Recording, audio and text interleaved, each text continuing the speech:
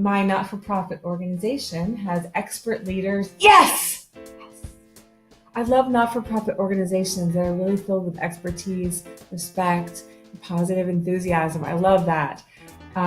You don't find that in every not-for-profit organization. Can I get an amen from anybody on with me live right now? Right? Some not-for-profit organizations are just lit up and on fire, and others, they've just been up against so many brick walls that they just feel, a lot of their personnel just feel really defeated and everything. And so I'm just glad to see my not-for-profit organization has expert leaders in fundraising and programming.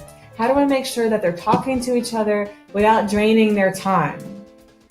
Oh, I love that you love that. I love that you want that for the leaders in your not-for-profit organization. That's awesome. Because of course, how do we make sure that they're talking to each other? By communicating, right? But on the other hand, the flip side of that is, do we want them just communicating with each other all the time and not making mission? So a friend of mine once framed this really well, and it's a brain thing. You can be in a state of performance, or you can be in a state of evaluation. But the brain can't be in both at the same time. Let me say that one more time. You can be in performance, or you can be in evaluation, but not both at the same time. So needing to manage this process and figure out how much time to devote to communicating, which could be more in the evaluation realm versus time spent in performance. Managing that, I recommend that you manage that deliberately, that you do that by design. And as such, I recommend regular, specific, and focused meetings with a predetermined and repeating agenda.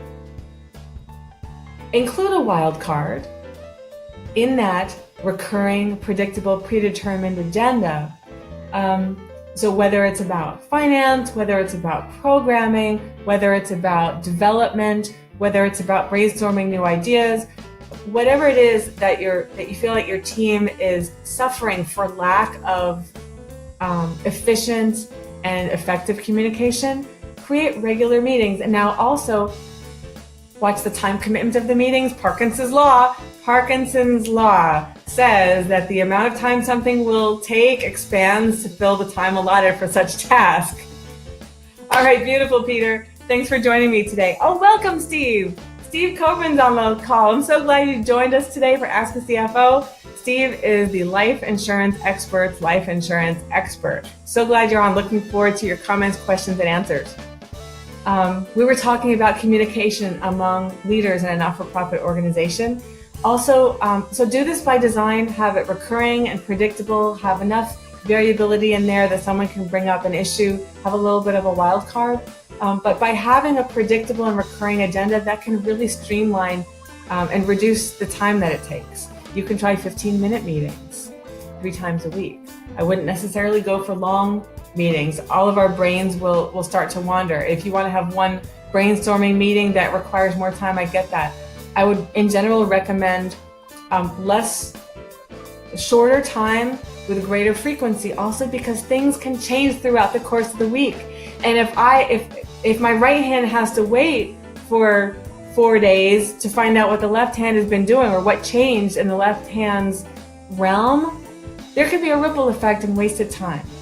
And real experts, like the people that you're talking about, they don't like wasted time. In fact, most people don't like wasted time. Remember, time is the only thing that is non-refundable. You can always make more money, but we can never make more time. Thank you for that.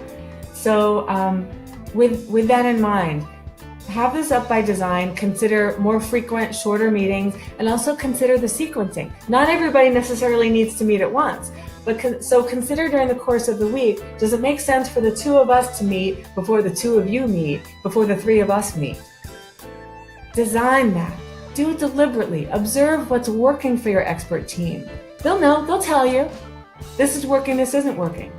Don't let it happen by default. Do it by design. This is not working, then let's change the order of the meeting.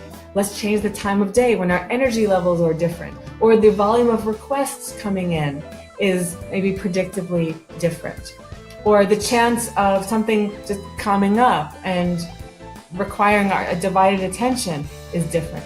Do it by design and notice. That's the key word. Notice. Notice what's working and what's not working. So that's what I would consider in that situation.